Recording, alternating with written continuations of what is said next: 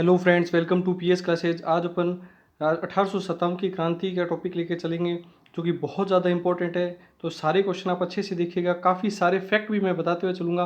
तो आप क्लास को पूरा फैक्ट वाइज देखते हुए चलिएगा, ताकि एक एक क्वेश्चन वाइज किस क्वेश्चन का आंसर क्या है वैसे देखते हुए नहीं चलिएगा, पूरा डिटेल में क्लास को देखते हुए चलिएगा। तो आज की क्लास स्टार्ट करते हैं। 1857 की क्रांति के दौरान राजस्थान का एजीजी कौन था? वेरी इंपॉर्टेंट क्वेश्चन लगा लीजिएगा। ये क्वेश्चन भी बहुत बार आ चुके हैं, जो क्वेश्चन करवा रहा हूँ वो सारे के सारे रिपीटेड क्वेश्चन है। एजीजी कौन था? Patrick Lawrence, major Lockett, major Burton या सावर्स? तो इसका सही आंसर है Patrick Lawrence. Patrick Lawrence AGG था राजस्थान का। अब एक्स्ट्रा फैक्ट पे बात करते हैं। एजीजी का फुल फॉर्म क्या होता है?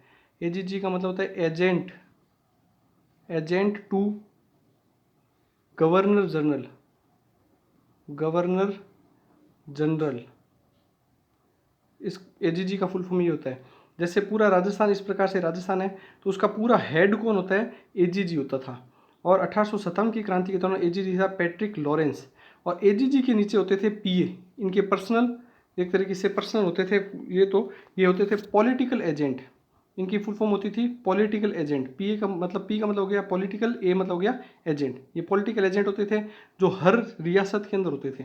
जैसे बीकानेर रियासत, जोधपुर रियासत, मारवाड़ रियासत, इस हिसाब से धौलपुर, भरतपुर, हर जगह अलग अलग रियासत के हिसाब से होते थे पॉलिटिकल एजेंट। और पूरे इन सब के ऊपर हेड होता था एजीजी, जो इनको पीए को कंट्रोल करने का काम करता था। एजीजी की फुल फॉर्म है एजेंट टू गवर्नर जनरल, पीए की फुल फॉर्म है पॉलिटिकल एजेंट। और 1857 की क्रांति के दौरान राजस्थान का एजीजी कौन था? Patrick Lawrence. तो इसका सही आंसर होगा पैट्रिक लॉरेंस। अब अपने को याद कैसे करना है, ट्रिक देखिएगा। पैट्रिक, इसमें भी देखो ट्रिक आ रही है। अपने को 1857 की क्रांति को ट्रिक से याद करना है, ऐसे याद करना है। तो ट्रिक से याद करना है मतलब पैट्रिक, ट्रिक से याद करना है मतलब पैट्रिक। तो 1857 की क्रांति का ट्रिक क्या है? पैट्रिक। तो पैट्रिक लॉरेंस से अपने को याद हो जाएगा। 1857 की क्रांति में एजीजी पैट्रिक लॉरेंस था। अब राजस्थान का फर्स्ट एजीजी कौन था, ये भी आपको ध्यान होना चाहिए। फर्स्ट एजीजी कब बनाया गया था आपको ये पता होना चाहिए। 1932 में बनाया गया था राजस्थान का फर्स्ट एजीजी। और सबसे पहले जब कुछ भी शुरुआत करते हैं तो लॉकेट पहनाया जाता है। तो आपको याद हो जाएगा मेजर लॉकेट। मेजर लॉकेट जो थे, जो राजस्थान के प्रथम एजीजी थे, फर्स्ट एजीजी थे मेजर लॉकेट। 1932 के दौरान इनको बनाया गया था एजीजी। और 1857 की क्रांति में पैट्रिक लॉरेंस। नेक्स्ट क्वेश्चन देखते हैं। कौन सा शहर क्रांति के सर्वाधिक प्रभाव में रहा? स्टार लगा लीजिए, बहुत इंपॉर्टेंट क्वेश्चन है।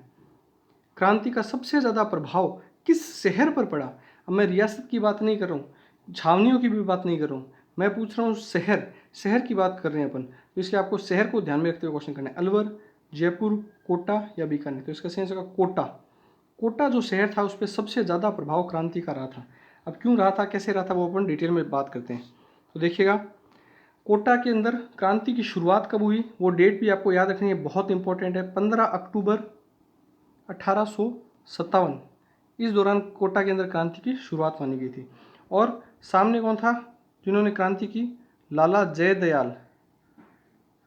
लाला जयदयाल, और साथ में था मेहराब खां। मेहराब खां, इन्होंने तो यहाँ पे क्रांति की थी। सामने इनके कौन थे? सामने थे एक तो मेजर बर्टन,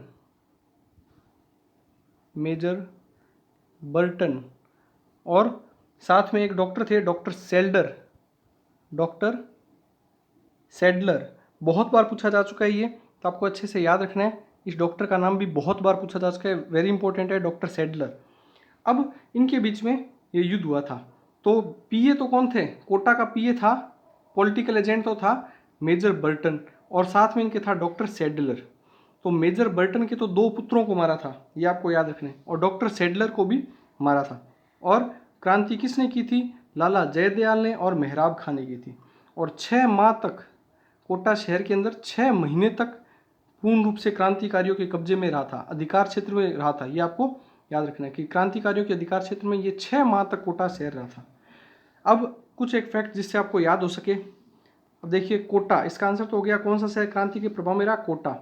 एक आपको याद रखना है इसका पॉलिटिकल एजेंट पीए, पीए याद रखना था अपने को, बर्टन, मेजर बर्टन।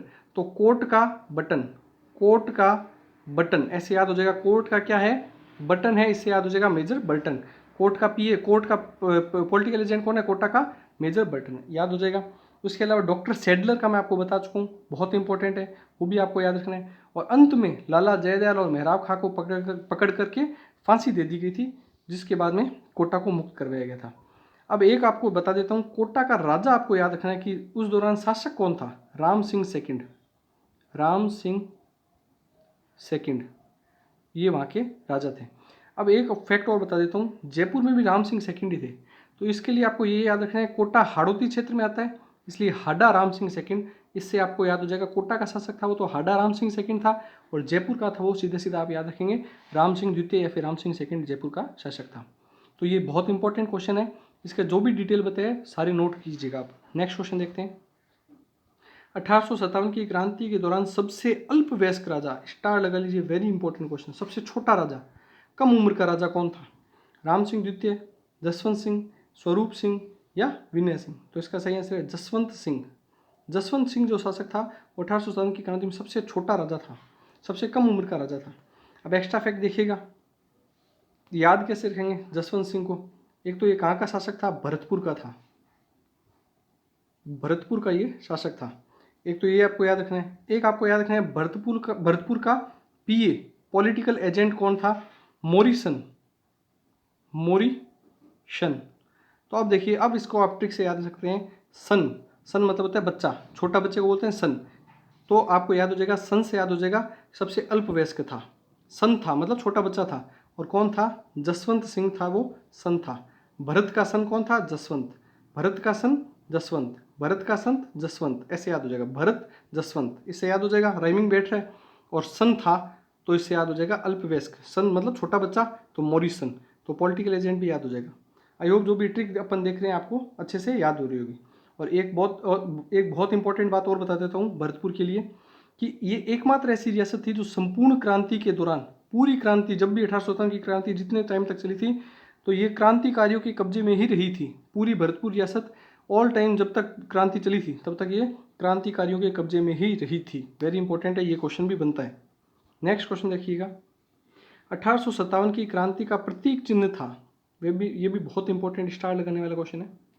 प्रतीक चिन्ह क्या था? तलवार व भाला, लकड़ी व डंडे, कमल का फूल व रोटी या चर्बयुक्त कारतूस? तो इसका सही आंसर है कमल का फूल और वह रोटी। क्रांति का प्रतीक क्या था? कमल का फूल। इसमें क्या किया जाता था कि रोटी को गांव गांव भेजा जाता था, एक गांव से दूसरे गांव भेजा जाता था, कमल का फूल भी साथ में भेजा जाता था, ताकि ये सूचना मिल सके कि अपने को क्रांति करनी है, और जिन जिन व्यक्तियों तक ये पहुंचता था वो सभी क्रांति में भाग लेते थे। तो कमल का फूल और रोटी क्रांति का प्रतीक था, 1857 की क्रांति का प्रतीक। और क्रांति हुई क्यों थी? चर्बीयुक्त कारतूस, मंगल पांडे ने अपने मुंह से चर्बीयुक्त कारतूस खोलने से मना किया था, इस वजह से ये क्रांति शुरुआत हुई थी, ये भी आपको ध्यान रखना है। और प्रतीक चिन्ह आपको पूछे तो कमल का फूल व रोटी था। नेक्स्ट क्वेश्चन, 1857 की क्रांति के दौरान राजस्थान में कितनी छावनियां थी? वेरी इंपॉर्टेंट, स्टार लगा लीजिए ये क्वेश्चन भी। छावनियां कितनी थी? अब शहर की बात नहीं हो रही है ना रियासत की बात हो रही है। छावनियां वो होती है जहाँ पे सैनिक रहते हैं, जहाँ पे गोला बारूद रखा जाने का काम किया जाता है, जहाँ पे सैनिकों से संबंधित कार्य होते हैं, वो होती है छावनियाँ। तो आप समझ चुके हैं छावनियों की बात हो रही है। कितनी छावनियाँ थी राजस्थान में? 5, 8, 4 या 6? तो इसका सही आंसर 6 छावनियाँ थी राजस्थान के अंदर। टोटल कितनी छावनियाँ थी? तो 6 छावनियाँ थी। अब 6 छावनियाँ कौन कौन सी थी वो अपन इस ट्रिक से बहुत ही सिंपल तरीके से याद करेंगे। तो इसका देखिए ट्रिक क्या है। 6 छावनियों के लिए आपको सूत्र याद रखने का याद रखिएगा। नानी, देखे, ऐब। ऐब होती है बुरी आदतें, जो बुरी आदतें होती है उसको ऐब बोला जाता है, आप सभी जानते हैं। तो नानी, ना से हो गया नसीराबाद, नसीराबाद। नी से हो गया नीमच,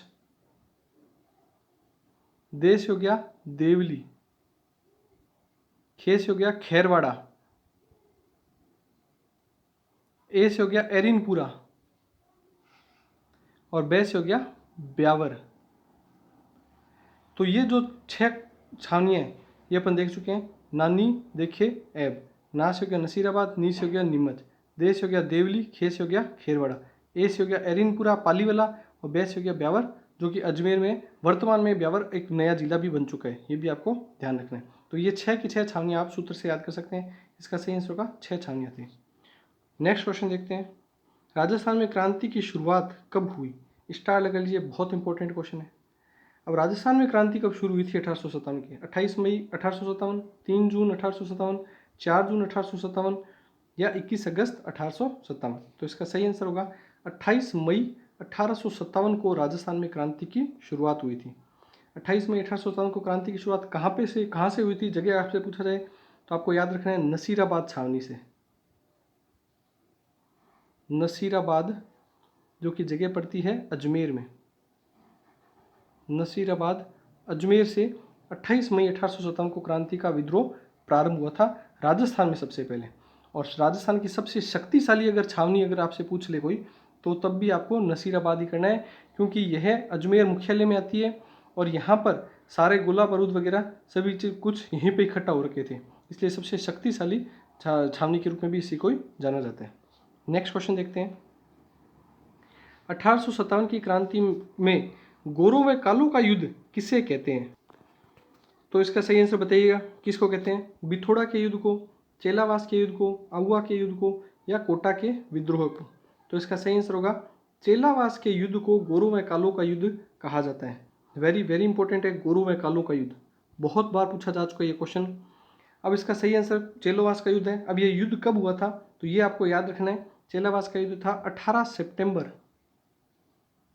1857 के दौरान ये युद्ध हुआ था। किस किस के बीच में हुआ था वो अपन देखते हैं। जो चेलावास का युद्ध था वो हुआ था कुशाल सिंह चंपावत, जो कि पाली के शासक थे, पाली के वो थे। तो इससे आपको याद रखना है कुशाल सिंह चंपावत जो पाली के ठाकुर थे, ये आपको याद हो जाएगा। और साथ साथ में सामने कौन थे इनके? Patrick Lawrence.